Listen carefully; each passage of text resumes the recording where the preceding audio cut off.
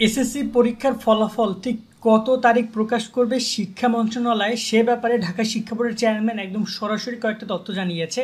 এর আগে ফেসবুক সহ বিভিন্ন জায়গায় অনেক গুজব ছড়াচ্ছিল যে নাকি এই তারিখ ফলাফল প্রকাশ করবে, ওই তারিখ ফলাফল প্রকাশ করবে, বাট শিক্ষা মন্ত্রণালয় এক্স্যাক্টলি তারিখগুলো বলেছে যে তারিখে ফলাফল প্রকাশ করা হবে। তো এই ভিডিওতে আমরা সেই বিষয়গুলো নিয়ে কথা বলবো। পরীক্ষার ফলাফলটা তোমরা অনলাইনে দেখতে পারবা, ফলাফল প্রকাশ করার দিন আমরা লাইভে আসবো, সামনে তোমাদের কলেজ ভর্তি সব ইনফরমেশনও তোমরা আমাদের কাছ থেকে পাবা।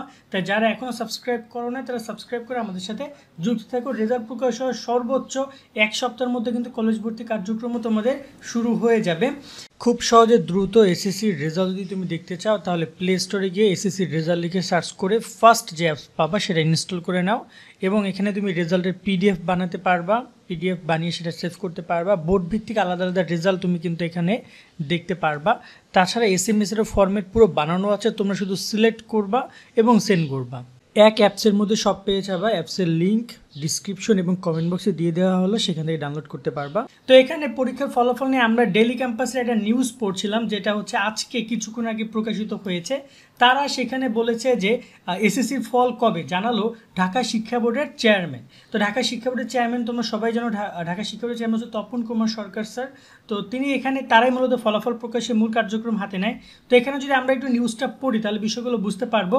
এখানে বলছে পরীক্ষার খাতা মূল্যায়নের কাজ চলছে, ফলাফল প্রকাশের জন্য এখনও 1 মাসের মতো সময় হাতে রয়েছে। আমরা নির্ধারিত সময়ের মধ্যে ফলাফল প্রকাশের চেষ্টা করছি, অর্থাৎ কাজ প্রায় চলছে। ফলাফল প্রকাশের জন্য তারা সঠিক সময় ফলাফল তারা প্রকাশ করতে চায়। এবং এখানে বলা হয়েছে যে 16 এপ্রিল সকালে ডেইলি ক্যাম্পাসের সাথে আলাপকালে এসব তথ্য জানান আন্তঃশিক্ষা বোর্ডের সভাপতি ও ঢাকা শিক্ষা বোর্ডের চেয়ারম্যান অধ্যাপক তপন কুমার সরকার। তিনি বলেন সাধারণত লিখিত পরীক্ষা যেদিন শেষ হয় সেদিন থেকে পরবর্তী 60 দিনের মধ্যে ফলাফল প্রকাশ করা হয়। অর্থাৎ তোমাদের পরীক্ষা কিন্তু শেষ হয়েছে গত 12 মার্চ, তো সেই জায়গায় 12 মের মধ্যে ফলাফল প্রকাশ করবে 60 দিনের মধ্যে। তো এবার এই সময়সীমার মধ্যে ফল প্রকাশ করা হবে, অর্থাৎ ফলাফল প্রকাশ কিন্তু এই সময়সীমার মধ্যে তারা করবে, তারা 12 মের পরে যাবে না। এবং এখানে বলছে যে আশা করি মে মাসের শুরুর দিকে এসএসসি ফলাফল প্রকাশ করতে পারবে, অর্থাৎ তারা চাচ্ছে মে মাসের ফার্স্ট উইকে বা শুরুর দিকে, কোনোভাবে 12 মের পরে না, 12 মের আগে তারা ফলাফল প্রকাশ করবে। এবং এখানে তারা সেটাই বলছে যে 12 মার্চ এসএসসি লিখিত পরীক্ষা শেষ, সেই হিসেবে 12ই মে এসএসসি পরীক্ষার ফলাফল প্রকাশ করা হতে পারে। ইতিমধ্যে পরীক্ষার খাতা মূল্যায়ন কাজ শুরু হয়েছে, খাতা মূল্যায়ন শেষে তা সংশ্লিষ্ট বোর্ডে পাঠানো হবে। এরপর ফলাফল প্রকাশের প্রস্তাবনা পাঠাবে আন্তঃশিক্ষা সমন্বয় বোর্ড। এবং এইখানে আমি তোমাদেরকে একটু ভালো করে মনোযোগ দিয়ে শোনো তোমরা। এখানে বলা হয়েছে নাম প্রকাশে অনিচ্ছুক আন্তঃশিক্ষা সমন্বয় বোর্ডের এক সদস্য বলেন, প্রাথমিকভাবে আমরা চিন্তা করেছি 9, 10, 11ই মে ফলাফলের প্রস্তাব পাঠাবো। অর্থাৎ এখানে তারা 12ই মে ফলাফলের লাস্ট ডেট হইলেও এখানে তারা ডেটটা দিয়েছে 9, 10, 11, এই 3টা ডেট কিন্তু কনফার্ম ডেট থাকো, যেহেতু শিক্ষা মন্ত্রণালয় বা আন্তঃশিক্ষা বোর্ডের কমিটি থেকে বলা হয়েছে। এবং আমরা যদি দেখি এর মধ্যে কিন্তু শুক্র শনিবারও আছে, বাট এখানে শুক্র শনিবার কোনো ব্যাপার না, ফলাফল ওই দিন প্রকাশ করা হইতে পারে।